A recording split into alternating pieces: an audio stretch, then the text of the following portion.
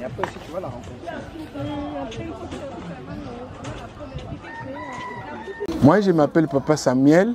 J'habite Kindele depuis 92. Je suis à Kindele. Ok.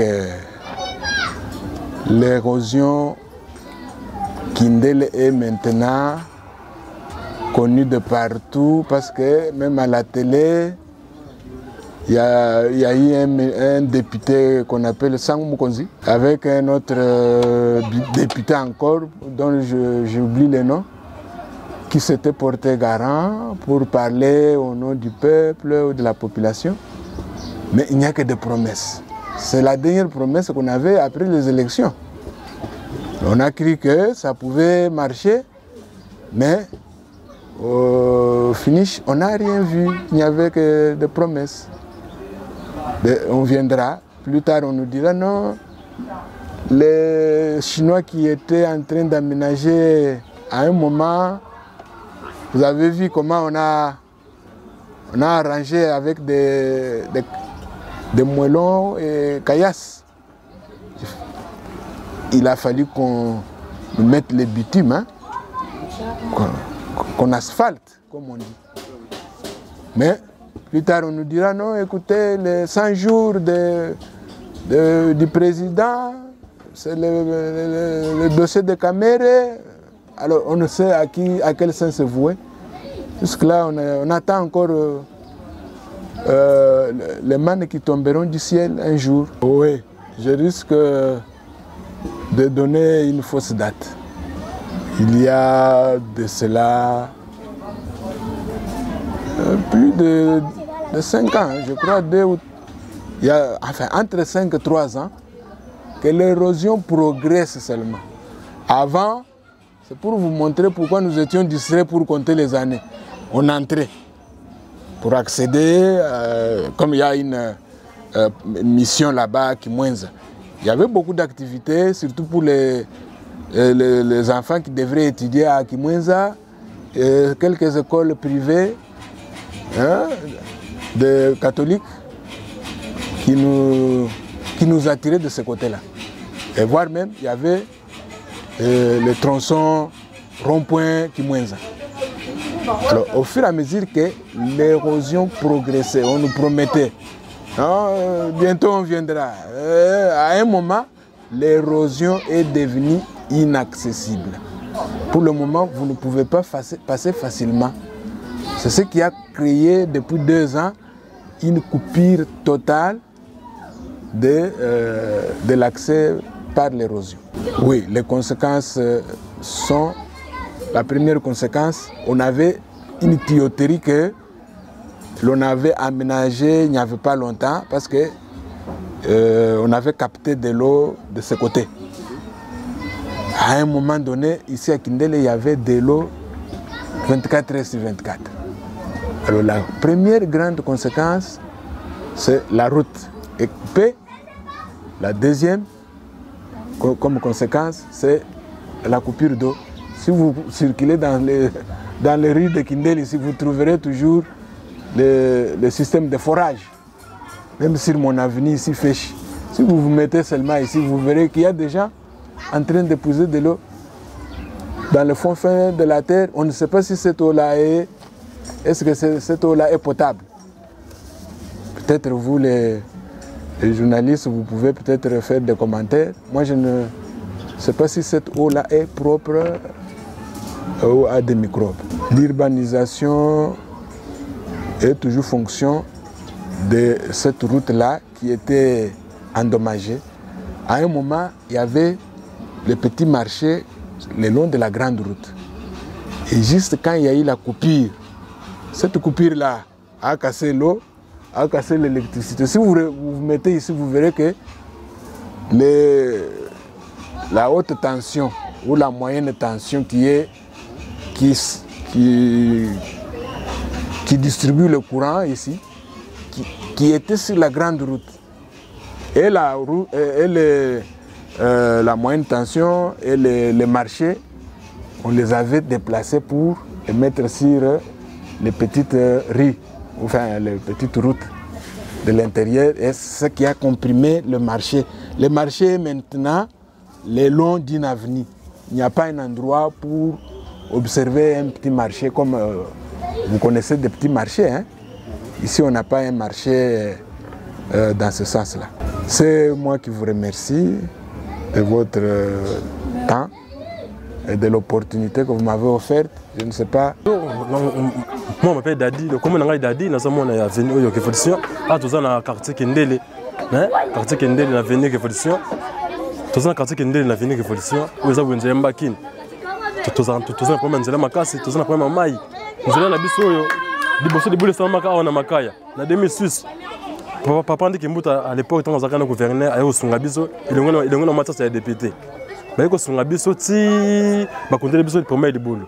Tu sais comment, en 2013 ou en 2014, tu sais, il y a 7 km. Et ben, il y a une arrêt boutique. Arrêt boutique, il y a eu 7 km de l'eau, il y a quand on est là-bas, Konzamboka, awa, mbule so ezongi.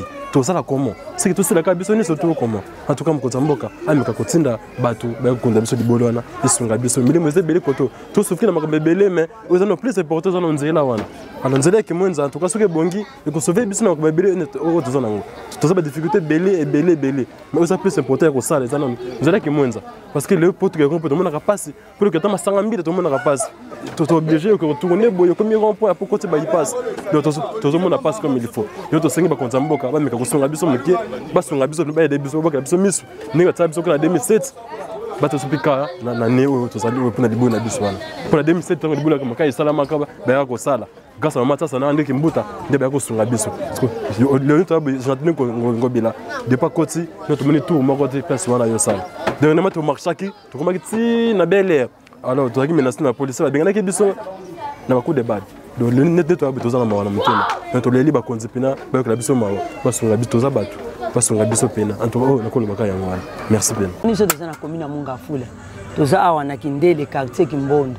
Tozalaka na biso bien 2006 tozalaki bien. Ba mai na biso ezalaki libulu pe ezalaki te.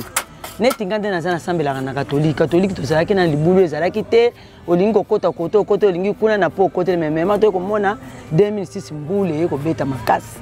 Et ko beta makasi ko sala érosion wana et ke banda ko ebele kendaki wana biso to ko bika pa na paroisse batongela ki na ngambu boye moye kende ezate na batu ya mai ekatani na ebisi bino banda wana to kota passe ya mai ya ko sakana te to melaka mai ka ba forage ka mona mabulu ya to saki na forage ezate 7 2 mona 4 bolamu ke bako luka mai ya komela bozo mona passe faut que na luka mai kuna na masanga mbila ko luka me awa to ko mona ba ko tsela biso forage ba tsela biso ba forage to ko bika en tout cas pa na biso passe pene ezali passe ali boso mai ya mibale nzela surtout nzela to za na passe makasi vraiment ko ma bando bimaki po ya awa comme on a distance à muke awa po comme rond-point yo ozo dépenser mbongi belé monique to za na passe na commune ya Mongafula na Kindele to za na susika ba Konzamboka ba sunga biso vraiment ça ba ça biso tanzela na mai to kozala bien donc moyen zate en tout cas yangwana ngana dobika surtout nga mai vraiment na nzela ezo pesa biso passe awa to za ko kota mo kote na campus boke banda mutu ko muko sadaka kisana baboyi mituko kota na campus kwa to koma anda Kindele ezo pesa biso passe makasi to za na souci ya nzela na mai pa to zala bien en tout cas za na minga ko lobate pona nga mama ya bino na suki wana merci biso erozo ebandi kala bana msukutu babotami basisi ba classe kaka erozo ese banda tozaka na maite toza na difficulté bakasi omoni transport na biso awa toza pene na rond-point mais tofutaka cher le musu 1000 francs pona ni pona difficulté nzela muta kolongwa rond-point Kingasa na zo rond-point Kingasa futa 500 mais biso tofuta 1000 francs le musu na butu va 23 ans na tokomi ndako te poto temi na ba rond-point toze la transport nzela oyo babongisela biso yango parce que toza difficulté makasi kimwenza oyo bana bazali ko uta na Gombe limete nga bana semeki nga bazaki na limete bazwa ko tsala internat awa mais lelo internat kimwenze kufa tozaki ba jipezo le ka bazo kende ko tala nini centre oyo ya bibliothèque na kimwenza to mwana kasuba mituka te bana biso bakoma so ba moni mituka ba osutuka mutuka loka kusutuka mwana mususa matano mutuka te banda bota mwana zo ba solo soki parana na bimiseta ko ba mutuka te Pona nini biso toana kindele toana Kishasa. Pona nini biso toko maluka bato tozana mboka pona nini. Surtout mai banda erosé katana batue katana tozaka na mai te. Ba mama bazo bima butu kwa keneluka ba mai bino moko boyi ba système bakulu soki to kufi. Toka ki mama moko ba viola ki côté kuna ya Selembao pona condition ka ba condition oyo. Biso tozana centre ville to vota ki ba député. Président pe azaka moko ya biso. Pourquoi pas ko kanisa biso pona nzela oyo. Tala no wenze tozana wenza malonga te mituka ezaka koleka wele musu mituka ezeka tozo teka pele musu pona circulation bato bana bazo uta gombe bana bazo uta limete bazo uta matete bazo leka classe na Kimwenza ekufa nango classe tanga makasute po bana bako kwa yo tanga te bana biso atozala ba moyemu ke to tangisa bana Kimwenza ndeni neti ngana uteka mikate na tangisa mwana Kimwenza naza fois combien bana biso pe bazo tanga te po difficulté mboka eza makasi tozo teka bien te bana bazo tanga te bozo mwana ke biso ba parents to komi na ba problème to komo bela pamba ngana zaka muta 86 kg so mwana kitabo pona ba kontua bana muta ko mona ole biso oko bela no muta belaka même ma problème bana l'équipe so na mitu tozo ko kasute tozo ko kate papa nani Félix tala ila biso likambanjela oyo tala biso likambanjelo parce que tozo mona passe dikola mai muta melaka mai ya propre pour santé peza malamu tango zo mela ba mai ya mabe santé za mabe bato bazo kufa bana bazo bela toza moya ko ke mema bana bopito te mais tozo vivre par la grâce de Dieu na suki wana